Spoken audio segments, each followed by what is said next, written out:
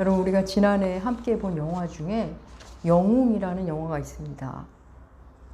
안중근 의사의 일대기를 그린 영화입니다. 뮤지컬로 먼저 만들어졌고 그리고 영화화 된 겁니다. 거기 영웅에서 가장 유명한 곡은 누가 죄인인가 라는 곡으로 극중 안중근 의사가 부른 곡입니다. 이토 히로부미를 죽인 후에 재판에 넘겨져서 피고의 자리에 선 안중근 의사가 일본의 죄목을 낱낱이 말하면서 도대체 누가 죄인이냐며 항변하는 노래입니다. 우리는 10주년 기념 소풍과 부활절로 잠시 멈췄던 누가복음 본문으로 오늘 다시 돌아왔습니다. 우리는 3주 전에 베드로의 통곡을 함께 했고 오늘은 바로 그 다음에 이어진 본문입니다. 지금 우리 주님은 피고인이 되셨습니다. 고발당하는 예수 그리스도, 피고인이 된 하나님. 도대체 누가 죄인이고 누가 누구를 재판하겠다는 것인지, 도대체 있을 수 없는 것 같은, 있어서는 안 될 것 같은 일이 지금 일어난 겁니다. 여러분, 성경은 하나님이 진정한 재판장임을 우리에게 누누이 말하고 선포했습니다. 우리 구약과 신약에서 각각 한 군데씩만 찾아볼까요? 시편 7편 11절. 세 번역으로 주보에 실어 놓았습니다. 시편 7편 11절 말씀 우리 함께 읽겠습니다. 하나님은 공정한 재판장이시오 언제라도 악인을 벌하는 분이시다. 아멘. 하나님은 공정하신 의로운 재판장임을 우리에게 말해주고 또 선포합니다. 또 신약에서도 한 군데 볼까요? 디모데후서 4장 8절 말씀 주보에 역시 세 번역으로 실어 놓았습니다. 우리 디모데후서 말씀 함께 읽겠습니다. 이제는 나를 위하여 의의 면류관이 마련되어 있으므로 의로우신 재판장이신 께서 그날에 그것을 나에게 주실 것이며 나에게만이 아니라 주님께서 나타나기를 사모하는 모든 사람에게도 주실 것입니다. 예, 그날 우리 하나님 앞에 서는 날 주님이 판결하셔서 면류관을 주신다는 말씀이죠. 예, 하나님이 그렇게 재판장임을 성경은 누누이 말합니다. 재판장이신 하나님을 지금 피고인석에 놓고 재판을 하겠답니다. 하나님의 아들을 재판하겠다는 인류의 무지와 오만함도 놀랍지만 사실 더 놀라운 것은 그 자리에서 그대로 피고인이 되셔서 재판을 받으시는 하나님이 더욱 놀랍습니다. 오늘은 죄인의 자리에 서신 우리 주님, 그 주님의 모습을 함께 보면서 하나님의 사랑을 나누도록 하겠습니다. 겟세마네 기도 이후에 우리 주님은 체포당하십니다. 제사장 집 뜰에 잡혀 오셔서는 내내 희롱당하십니다. 아직 재판이 이루어지지 않았는데도 이미 죄인 취급을 당하십니다.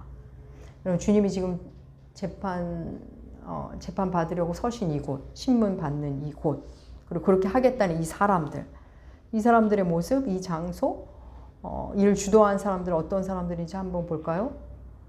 우리 주님은 대제사장들이 보낸 사람들에 의해 체포되었고 대제사장들이 소집한 사람들로 모여있는 뜰에서 내내 희롱당하십니다.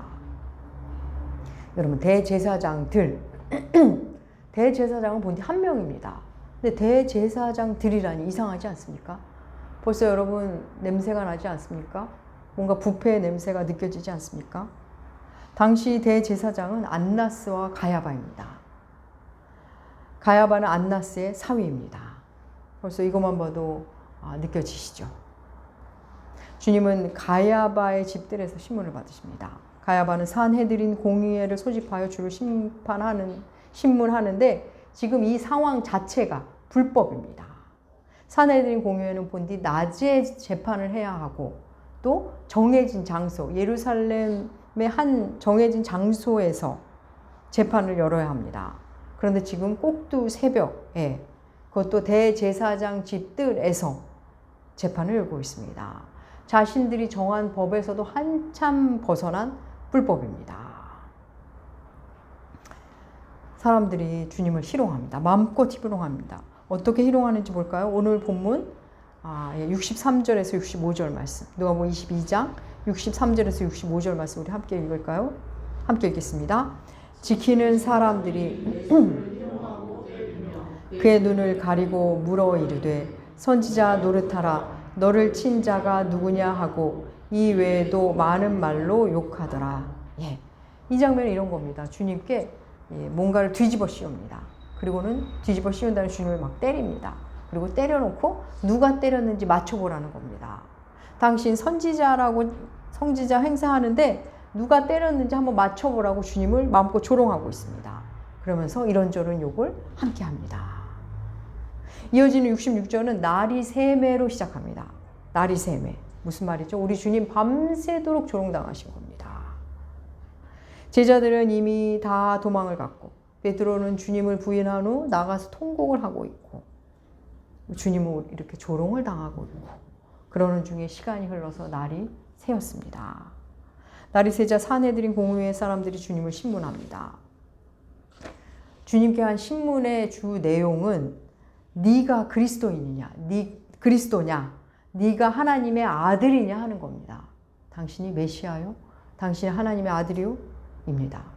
우리 한번 그 장면 볼까요? 누가복음 22장 67절에서 70절 말씀. 우리 함께 읽겠습니다. 이르되 내가 그리스도이거든 우리에게 말하라. 대답하시되 내가 말할지라도 너희가 믿지 아니할 것이요 내가 물어도 너희가 대답하지 아니할 것이니라. 그러나 지금부터는 인자가 하나님의 권능의 우편에 앉아 있으리라 하시니 다 이르되 그러면 내 하나님의 아들이냐 대답하시되 너희들이 내가 그라고 말하고 있느니라. 아멘.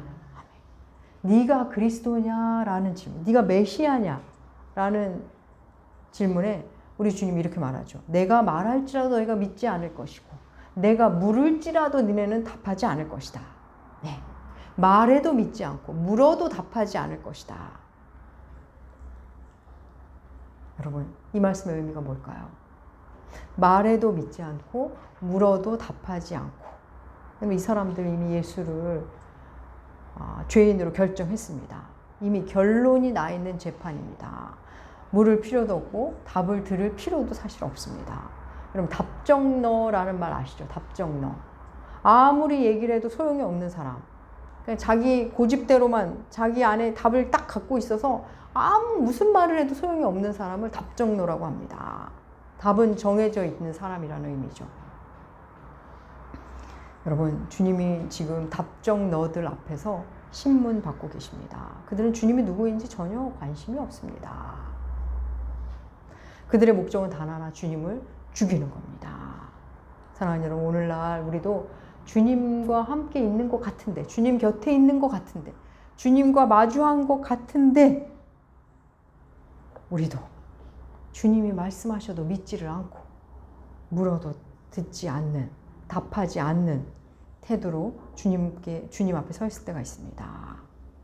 사랑하는 여러분, 하나님은 하나님의 사람들에게 내내 말씀하셨습니다. 성경을 보면 알 수 있죠. 듣든지 아니 듣든지 나의 말을 가서 전하라 하셨습니다. 듣든지 아니 듣든지 전하라. 이런 말씀을 전하는 자는 듣든지 아니 듣든지 전하는 게 그들의 일입니다. 그렇지만 전한 이후에 그들의 삶에 대해서는 하나님이 훗날 그 책임을 묻지 않을 겁니다. 전하지 않는 건 죄지만 전한 다음에 그 이후의 삶은 그들이 갖게 될 변화는 하나님과 그들 사이에서 일어나는 일입니다. 그를 바꾸는 일은 전하는 자의 소관이 아닙니다. 개인적으로 저를 찾아오는 분들이 가끔 계십니다. 교회 안에서 혹은 교회 밖에서도. 보면 저에게 혹 위로를 받을까 하여 또 성경을 많이 아시니 혹 지혜의 말씀을 얻을까 하여 오는 것 같습니다. 그런 분들 중에는 정말 듣기 위해서 오는 분들도 있습니다.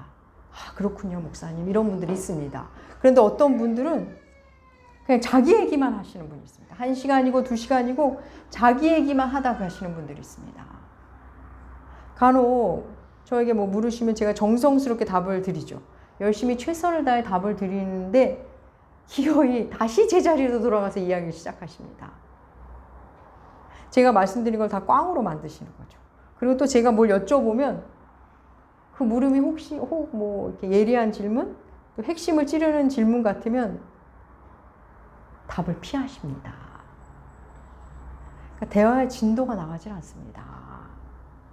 놀라운 것은 그 문제를 몇 개월 후에 다시 가지고 오는 분도 있다는 겁니다. 1년 후에 또 저를 찾기도 하십니다. 어차피 말씀드려도 믿지도 않으실 거고 물어도 답도 안 하시겠지만 혹 스스로 막 얘기를 하다가 답을 얻으실까 하여 물론 이제 만나서 제 시간을 드리곤 합니다. 사랑하는 여러분, 우리 주님은 이미 많은 말씀을 들려주셨습니다. 성전에서, 회당에서, 또 거리에서 이미 다 말씀하셨건만 자신들이 믿지 않아 놓고는 이제 와서 묻습니다. 듣지도 않을 거면서 믿지도 않을 거면서 묻습니다. 지금도 그렇습니다. 지금도 주님은 성경을 통해, 교회를 통해 다 말씀하셨습니다.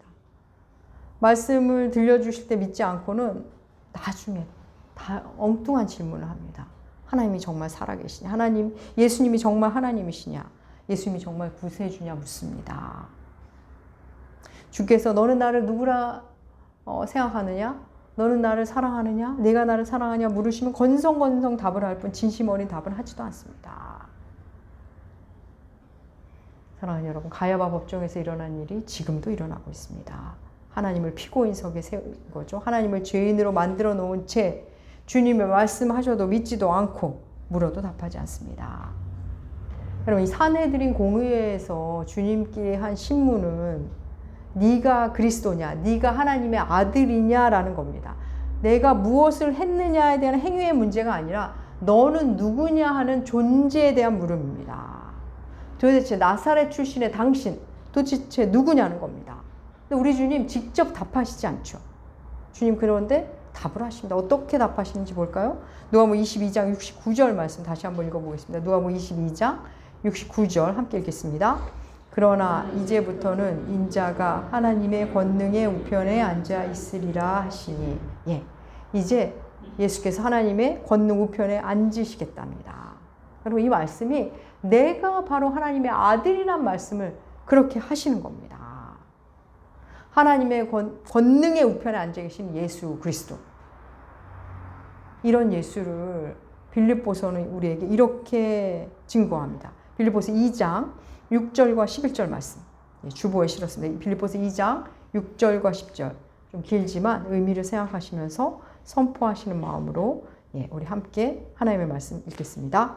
그는 근본 하나님의 본체시나 하나님과 동등됨을 취할 것은 오히려 자기를 비워 종의 형체를 가지사 사람들과 같이 되셨고 모양으로 나타나사 자기를 낮추시고 죽기까지 복종하셨으니 곧 십자가에 죽으심이라. 이러므로 하나님이 그를 지극히 높여 모든 이름 위에 뛰어난 이름을 주사 하늘에 있는 자들과 땅에 있는 자들과 땅 아래에 있는 자들로 모든 무릎을 예수의 이름에 꿇게 하시고 모든 입으로 예수 그리스도를 주라 시인하여 하나님께 영광을 돌리게 하셨느니라. 빌립보서 2장의 이 말씀은 우리 주 예수 그리스도의 성육신, 십자가 순환, 부활과 승천, 그리고 권능까지 압축해서 노래한 겁니다. 종의 모습으로 오셔서 죄인의 자리에 가신 예수 그리스도의 낮아짐과 그 이후의 영광을 이렇게 노래한 겁니다. 사랑하는 여러분, 우리 주님은 산헤드린 공회에서 자신이 하나님의 아들이심을 아주 간단 명료하게 말씀하십니다. 우리 주님 스스로 자신을 증거하십니다. 단 한 명의 변호인도 없이 홀로 신문 받으실 때 이미 자신을 죄인이라고 정죄한 그 재판정에서 스스로 자신을 증거하십니다. 이제 이 나사렛 출신의 한 청년은 둘 중 하나입니다. 정신병자이든가 아니면 진짜 하나님의 아들이든가 둘 중 하나입니다. 여러분, 지금 이 가야바 법정에 모인 사람들, 나사렛 촌동네 출신의 이 청년 예수가 하나님의 아들이라 말하니 기가 찹니다. 신성 모독을 하고 있는 겁니다. 메시아가 그런 촌동네에서 출신일 리가 없다는 겁니다. 메시아가 그렇게 오면 안 된다는 거죠. 하나님의 아들이 이럴 리 없다는 겁니다. 메시아가 언제 어떤 모습으로 올지 몰라도 당신처럼 나사렛 출신이면 안 된다는 거죠. 사람을 함부로 치유해줘도 안 되고 무엇보다도 자기들의 기득권에 위협이 되면 안 된다는 겁니다. 자기들 눈에 거슬리면 안 된다는 겁니다. 그냥 자기들 살던 대로 살면서 유익을 주는 메시아여야 한다는 겁니다. 사랑하는 여러분, 이 가야바 법정에서 묵묵히 서 계신 예수 그리스도 한번 상상해 볼까요? 이 답정너들 앞에서 자기들의 의에 가득 차 있는 오만한 사람들 틈에 홀로 서 계십니다. 증인이라고 세운 사람도 다 대제사장들과 서기관들, 바리새인들이 세운 사람들입니다. 이 재판에는 합리성도 논리도 공정성도 인권도 없습니다. 그런 사람들 틈에서 밤새도록 희롱을 당하시고 이제 지친 모습이 역력하십니다. 오병이어 기적을 행하시고 사람을 치유하실 때 몰려들었던 사람들은 온데간데 없고 3년 내내 함께한 제자들도 한 명도 보이지 않습니다. 그저 홀로 자신을 변호합니다. 재판을 받기도 전에 죄인 취급당한 예수 그리스도, 사람들에게 고발당하시는 하나님, 그 고발의 피고가 되신 분, 하나님이라면서 사람들에게 재판을 받다니, 여러분 이런 하나님 어떠십니까? 여러분 주님을 재판하겠다는 이 종교 권력자들의 모습이 참으로 터무니없어 보이지만 여러분 우리도 오늘날 내가 원하는 예수가 아닐 때 우리만의 가야바 법정, 우리만의 산헤드린 공회를 연다는 거 아십니까? 내 나름의 이런저런 지식을 모아 하나님을 재판합니다. 내가 지금 예배도 잘 드리고 헌금도 잘하고 봉사도 잘하는데 왜 내게 이런 불편한 일이 일어나는 거냐입니다. 그냥 예전 방식으로 살면 되는데 무슨 하나님 나라며 주님의 몸된 교회며 뭐 십자가며 자기 부인이며 자기 죽음이며 왜 피곤하게 하냐고 주님을 신문합니다. 목사님 저는 주님께 그렇게 한 적 없는데요 싶은 분도 있으실 겁니다. 그럼 잘 들으십시오. 하나님을 향한 재판은, 하나님에 대한 신문은 하나님이 내 인생에 허락하신 일들을 재판하는 방식으로 이루어집니다. 이런 겁니다. 내가 이 사람 저 사람 정죄하는 방식으로 하나님을 신문합니다. 나는 언제나 옳은 자리에 서서 나와 다른 사람, 내 마음에 안 드는 사람, 나랑 취향이 다른 사람, 내 의견과 다른 사람, 내 기대에 부응하지 못하는 사람을 정죄합니다. 그래서 그가 늘 잘못했답니다. 나는 늘 옳은데 저 사람은 왜 이렇게 자꾸 틀리는지 모르겠답니다. 그래서 자기만의 재판정을 열어서 각 사람을 마음속에 세워놓고 죄인이라고 탕탕탕 의사봉을 휘둘면서 다른 사람에게 동의를 구합니다. 자꾸. 그렇게 자신이 재판관이 됩니다. 그러면서 자기만의 나라를 세워가는 겁니다. 죄인의 자리에 서셨던 우리 주님.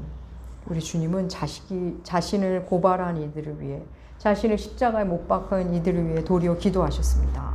저들은 자기가 하는 일을 알지 못하니 저들을 용서해달라고 기도하신 바 있습니다. 사랑하는 여러분, 우리에게 예수의 행적이 중요한 이유가 뭐죠? 우리는 예수를 따르는 사람입니다. 예수를 따른다는 게 뭐죠? 예수님을 뒤따라 간다는 겁니다. 그렇습니다.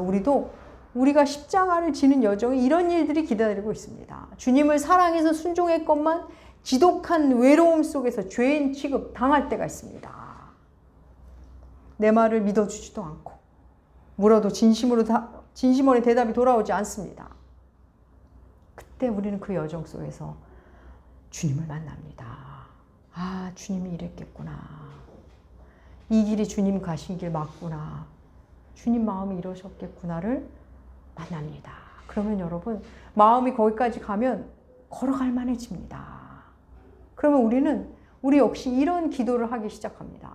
주님, 저 사람은 자기가 하는 일을 알지 못해요. 자기가 얼마나 큰 실수를 했는지도 모르고 자기로 인해 내가 얼마나 고통당하는지도 모르고 저럽니다. 지금 저 사람은 모든 걸 부분적으로만 보고 있어요. 하나님 저 사람 불쌍히 여겨주세요. 예, 주님이 하신 기도를 우리도 하기 시작합니다. 사랑하는 여러분, 변명하지 않으시고 억울해하지 않으시고 의연하게 가신 우리 주님을 따라 우리도 조금씩 그러기 시작합니다. 여러분, 늘 서운하다는 말 하는 사람 있죠. 서운하다. 교회 안에 참 많습니다. 오죽하면 우리 믿음의 선배들이 섭섭마귀라는 말을 만들었겠습니까? 맨날 서운하답니다. 섭섭하답니다. 여러분, 맨날 서운하다는 사람, 그 사람은 자기가 다른 사람을 얼마나 서운하게 했는지 몰라서 그런 말이 나오는 겁니다. 또 누군가 잘못하면 기어이 콕 집어서 공격하는 사람 있죠. 몰라서 조언을 하고 좀 잘 이렇게 선배로서 하기, 그런 거 말고 본인도 그 자기가 잘못해서 막 괴로워하고 있는데 그걸 콕 집어서 힘들게 하는 사람이 있습니다. 그런 사람은 여러분, 그가 그동안 잘못한 걸 얼마나 많은 사람들이 눈 감아줬는지를 몰라서 그런 겁니다. 또 어떤 분들, 그런 분들 있죠. 누가 죄인이네 아니네 하면서 목사님 그거 죄 아닌가요? 죄네 아니네 자꾸 얘기하는 사람들이 있습니다. 그런 사람들은 자기가 아직 죄인인 것을 깊이 못 만나서 그러는 겁니다. 교회 안에서 나 같은 죄인 살리신 찬양도 하고 내가 죄인이라고 고백도 하지만 진짜 삶의 자리, 일상의 자리에서 내가 잘못했다는 걸 못 만나고 내가 죄인임을 못 만난 사람들은 여러분 늘 할 말이 많습니다. 자기가 잘못한 건 모르고 기어이 다른 사람을 죄인으로, 나쁜 사람으로 만듭니다. 자기의 의에 사로잡혀서 자기가 볼 때 조금 어리숙하고 뭔가 부족한 사람을 늘 죄인 취급합니다. 여러분, 이건 어느 특정한 사람의 이야기가 아니고 우리 모두 그렇게 살아갑니다. 근데 그 삶에는 뭔가 하는 것 같지만, 뭔가 종교 생활도 하고 뭔가 하는 것 같지만 여러분 그 깊은 기쁨이 없습니다. 감사가 없습니다. 사랑하는 여러분, 기쁨의 50일 기간입니다. 사랑하는 사람을 피고인석에 세우는 일, 사랑하는 사람, 내 주변에 있는 사람을 나쁜 사람으로 만들고 죄인으로 만드는 일을 우리 자꾸 줄여가 봅시다. 그만합시다. 여러분, 우리 주님은 우리의 죄성을 지적하고 공격하는 분이 아닙니다. 다만 아파하고 안타까워하는 분이십니다. 조금만 힘든 일이 생기면 세상 탓하고 남의 탓하고 누구 탓하고, 여러분 그런 방식으로 우리는 하나님을 탓하며 사는 겁니다. 그게 바로 하나님을 죄인의 자리로 몰아가는 겁니다. 여러분, 내가 의인이라는 생각에 사로잡히면, 내가 잘한 것에만 몰두하면 놀랍게 세상이 더 못마땅해진다는 거 아십니까? 나는 이렇게 옳은데 왜 저들은 왜 이렇게 나처럼 못할까 하면서 늘 힘들고 불편하고 불평불만이 생깁니다. 그런데 반대로 내가 죄인인 것에 눈을 뜨면 놀랍게 다 고맙습니다. 다 감사해집니다. 오히려 평안이 오고 희락을 느낍니다. 이게 신앙의 놀라운 신비입니다. 사랑하는 여러분, 누가 죄인입니까? 가장 의로우신 유일한 인류의 의이신 예수 그리스도가 죄인의 자리에 서셨습니다. 누군가를 향해 나쁘다고 저 사람 죄인 취급하면서 탓하고 못마땅해 하는 그 순간 도대체 누가 죄인일까요? 안중근을 죄인의 자리에 앉힌 제국주의의 모습, 내가 좀 불편하다고, 내가 좀 이해가 안 간다고, 내가 좀 기분 상한다고 그 상대의 그 인생의 전후 맥락을 모르는 채 죄인으로 만드는 모습들, 그날 주님을 죄인으로 만든 종교 권력자들의 모습과 다를 바 없는 겁니다. 사랑하는 여러분, 부활을 기뻐하는 기쁨의 50일입니다. 주님을 더욱 깊이 만나십시오. 그분을 더 궁금해 하십시오. 그럼 다른 사람이 아닌 내가 죄인임에 눈뜨게 되고, 죄인임을 눈 떴는데 놀랍게 새로운 기쁨을, 새로운 감사를 만나게 되고, 그러면 하루하루가 도리어 더 즐거워집니다. 사랑하는 여러분, 말씀하시면 믿고, 물으시면 진심으로 대답하면서 주와 함께 동행하시는 여러분들 남교회 되시기 주의 이름으로 축복합니다. 기도하겠습니다. 하나님 아버지, 죄인의 자리에 가신 참된 우리의 의 예수 그리스도, 주님의 그 깊은 사랑을 날마다 만나게 하여 주시옵소서. 우리가 자랑하는 그 의라는 것 결국 배설물임을 알게 하시고, 오히려 참된 의는 주님께만 있음을 깨달아 알며 주를 더 깊이 사랑하는 우리가 되게 하여 주시옵소서. 감사드리며 존귀하신 예수님의 이름으로 기도합니다. 아멘.